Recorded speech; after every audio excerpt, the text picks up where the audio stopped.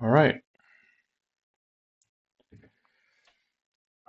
So I created a project on Windows Forms.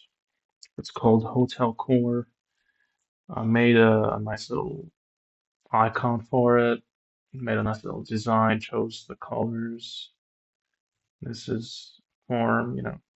I made two forms. The first one is the main one, which is the staff and the admins use, and this one's only for analytics to see, monthly revenue and stuff like that. Okay.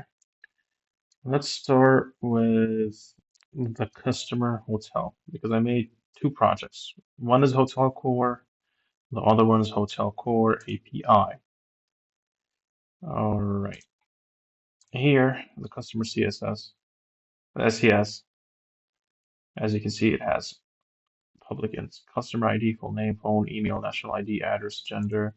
This one's the payment. This one's the reservation. This one's the rooms. These are just resources, images I tried using, but it made like the program lag a lot for some reason. So I just used colors instead. This is, the program CSS. It runs the real main. As you can see here, now we're at the HotelCore API. This is the customer controller because, every model needs a controller. Um, Here, as we're using API controller because I'm using, EF Core and REST API. So what happens is that the customer, when it saves, like on program, when it saves a customer, it sends it to the API, and the API then saves it in the entity framework, and then this project calls the database, calls the table. Let's say customer calls the data, like every single row from the customer table, and inserts it into the grid, which I have because I have a lot of grids. You're going to see soon. I used a bit of dependencies, not very much. Analyzers. I used packages for the framework. I also used, packages for ASP.NET Core. Um, I migrated it, and here's the data, the DB context. Here, of course, I'm calling it. We're using the, API. Um, Here are all the tables, of course. Now, you see four, you don't see the dashboard. That's because the dashboard calls from these tables as well. So I didn't create a table for the dashboard. I felt it was useless. Now I'm going to start it, but I'm just going to show you that like um, I have a custom startup, which is the HotelCore and HotelCore API. So I press start, both of them start at the same time. So I press start. I'm going to show you. Now, as you can see, it's 0 right now. That's because the Swagger that I'm working on, the Swagger that I'm working on, um, hasn't been loaded yet. So it's going to be 0. Everything's going to be 0 right now. However, now it has loaded. I have 72 rooms, 72 available rooms, meaning they aren't occupied or checked in. 0 occupied rooms, 21 customers, 1 reservation. That's going to be me. And this is the revenue all time. All right, let's close this for a sec. This is the analytics. Here it gives me May and June monthly revenue. Here's like the room prices. So I have 23 rooms that are between $0 and $50 a night, 21 rooms that have between 51 and 100, and the list goes on. I have 72 available rooms and 0 occupied. We will keep this here. We will keep this here. Keep it behind. It will change, don't worry. Let's go to the customers. These are all customers. Let's say I want to add a new customer. Let's say this customer is a female. This is her phone number. I'm just going to put any sorts of phone numbers. Let's say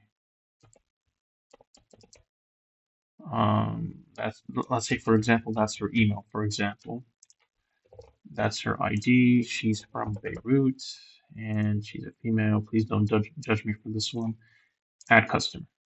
As you can see, it refreshed because it called from the database, gave me all the rows from the customer table because it refreshed.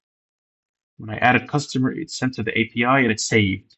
And I called the entity framework. And here she is, right here. Now let's say she writes her name with a C, the last name, not an S. So we can change that. C, update, selected, same thing. Here I'm using post. This is put. This is remove, delete, you know, and this is get. If in case y'all are not understanding. So yeah, um, let's say I want to clear this. Press clear. Let's say I want to delete this. Delete. It's gone. Let's go to the rooms. Same thing here. Price per night. Status, floor, available, occupied, reserved, and all of those. Let's say reservations. All of these are, let's say we want to choose this person. He wants to reserve a room in our hotel, and he wants it at the 7th floor, and he wants something very bougie. So we gave him a suite, and he wants it for, I don't know, a couple of nights. So let's say at 8. So he reserved it at 3, and he he's like hopefully he's gonna check in at 3 or 4, and the reservation ends at 8. So create reservation.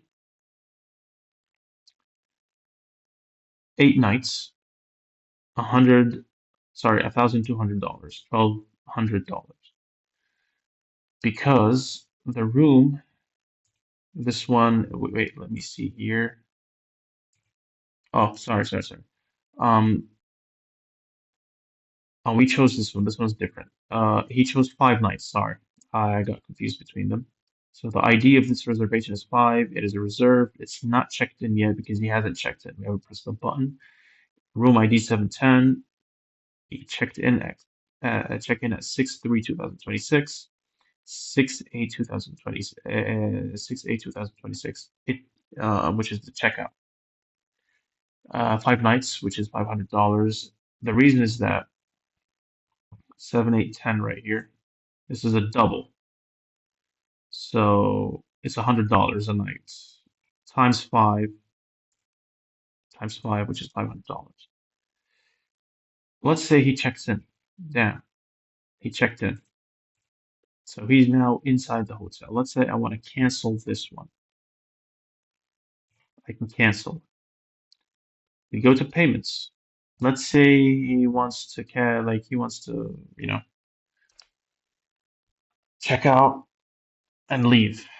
We choose the ID from the reservation. Let's say the ID here is 5. We choose 5 like that. Let's say he had extra charges, cleaning the room, extra food, he ordered stuff, let's say $35. So remember, here it was 500.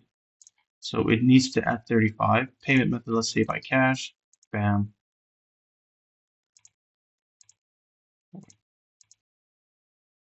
Bam. So now he paid extra charges by a total 535 cash. It was paid 6/3/2026. Now let's go to the dashboard, analytics. As you can see, this was added from the last time I showed you. This, of course, changed. I can show you it right now as well. Let's say reservation. I choose this person, and he wants it till 9, and he chose room 506. Create reservation. We go to the analytics.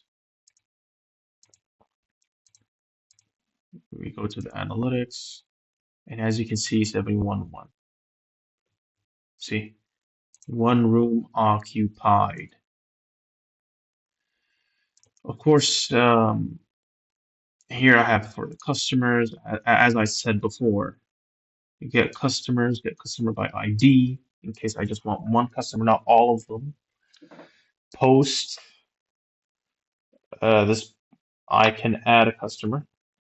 If I want to update the customer, delete if I want to remove them. This also is for the payment. This is also for the reservation, and the rooms. And this one is useless. I kept it, and I didn't really give it much thought. So anyways, this has been my project. I hope you enjoyed. Thank you so much, and peace.